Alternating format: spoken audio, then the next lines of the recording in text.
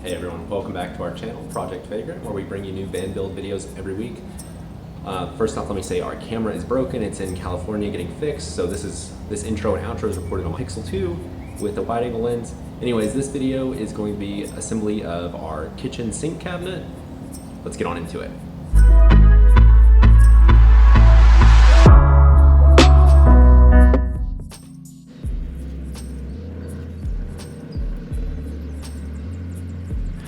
The first thing I cut out was a small support that I screwed into the edge of our wall to extend it out and allow the base of this the cabinet I'm going to build to rest against it.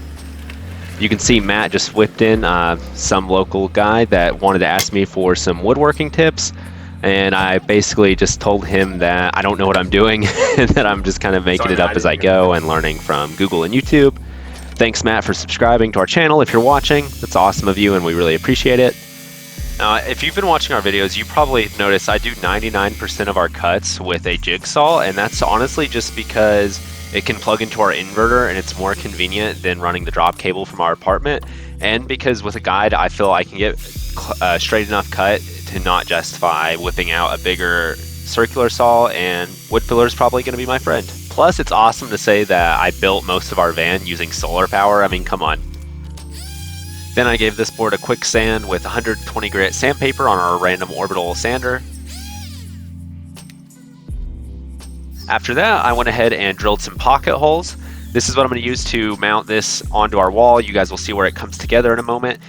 Pocket holes are so useful and handy in van builds, I swear.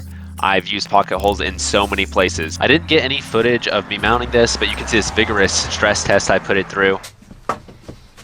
I need the base of this cabinet to be an inch above the fridge, so I put 2 half-inch scrap pieces of plywood down, and then I lined the board up. I just wanted to do a quick test fit, make sure everything looked good.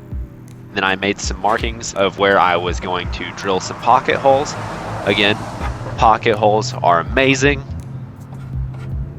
Doubt you saw this coming, but I'm now drilling the pocket holes.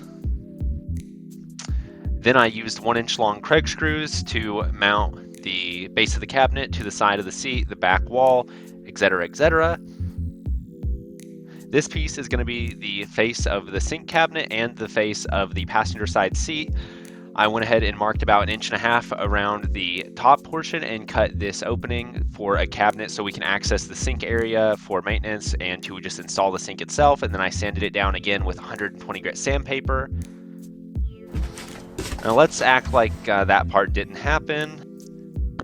Then I did a quick test fit of the face. I tested opening and closing the hinge lid. There was a little bit of a scrub, so I sanded that down, and then I went ahead and used some 1-inch screws to mount the face to the front of the seat here. Did some more testing with the hinge. Then I drilled 2 more pocket holes. Then I test fitted this front face multiple times and measured multiple times.